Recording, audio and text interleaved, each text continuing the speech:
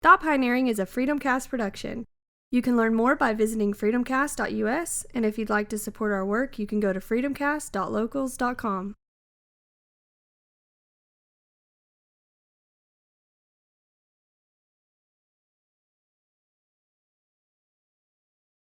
Welcome back to another episode of Thought Pioneering. This episode will actually look a little bit different if you saw from the title. With the added responsibilities of being a new father, I'm finding that I'm having a little less time in this season of life to produce some of my more in-depth content. However, I still want to do what I love, which is discussing and exploring innovation. So with that being said, I would like to present a new mini-series of innovation, which I will try to do each month and then produce a more in-depth episode once a quarter. The purpose of these episodes are to share a brief example of creativity, ingenuity, or even a different way of thinking that still aligns with the vision of this podcast channel, which is to bring awareness around innovation and creativity. The topic I chose for today's innovation share is an idea that pops: movie theater popcorn. Now, there are many choices we are faced with when going to the movies, one of which is what size tub of popcorn will I get? While there is evidence that the first kernel of popcorn was popped around 3600 BC, we only have to look back about 85 years to when the first popcorn machine was installed in the lobby of a movie theater during the golden age of cinema. As an experiment in 1938, Glenn Dixon became the first person to place popcorn machines in lobbies of movie theaters. Up to this point, popcorn was usually purchased from the street cart vendors outside the cinemas. But it wasn't until World War II that this notion really started to gain any traction. Because of the sugar rationing, candy was rationed and in short supply, however, corn was not. Not only was this tasty snack a new staple of the cinematic experience, theater owners soon realized the amount of markup a tub of freshly popped buttery popcorn could have. In fact, the markup is usually in the neighborhood of 900%. So if we break this down, first we must look at how popcorn is purchased. Usually, when you go to the movie theater, you buy a tub of popcorn. It's purchased by volume, not by weight.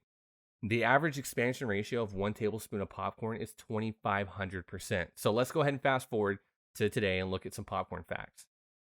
Americans consume around 16 billion quarts of this whole grain, good for you treat. That's about 52 quarts per man, woman, and child. And my stats are probably about a little bit higher, probably account for 100 quarts.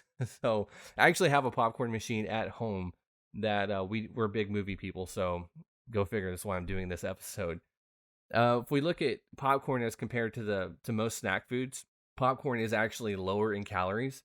And if you pop your popcorn by air, usually only has 31 calories per cup. However, if you pop it by oil, it's usually around 55 calories per cup of popped popcorn. Popping popcorn is actually one of the number one uses for microwave ovens, and that's why these microwaves have a popcorn control button. So I actually didn't know that one upon doing this research, so that was actually kind of fun. So how has such a little snack seen such a large success at the concession stands? We got to look at this a little bit deeper. So there's a little bit of psychology that goes behind the pricing of popcorn. That $8 bucket of popcorn that you buy only costs the cinema a few cents to make. Even more so, the method used to pop the popcorn can make those margins jump even higher. The fluffier the popcorn, the higher the profit margin. This gives the cinema flexibility to charge lower ticket prices in order to maximize attendance and allow more people to purchase their popcorn at and other concessions. So I'm actually going to reference an experiment conducted by National Geographic's Brain Games on the different pricing options for theater popcorn. I found it pretty fascinating.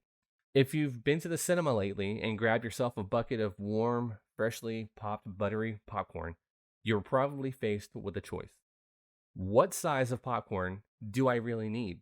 And you'll notice that there are at least 3 different sizes. You have to decide, how is my appetite versus the cost of the options that are presented to me.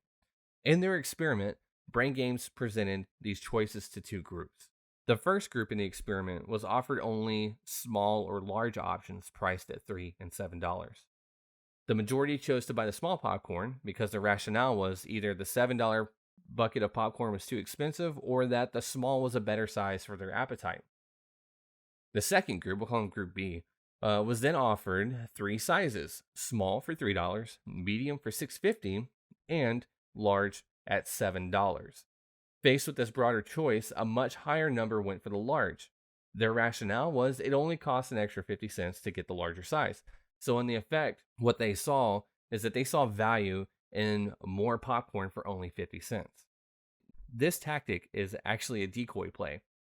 The perception of value is pegged to the middle price, which is the decoy, creating the illusion of a smaller upgrade to large. And before you think, oh, I'm too sharp for that old chestnut, just ask yourself, how many times have you supersized your Big Mac combo just because it's only another 50 cents? Or here in Texas, we have Whataburger, so how many times have you Whata-sized your meal?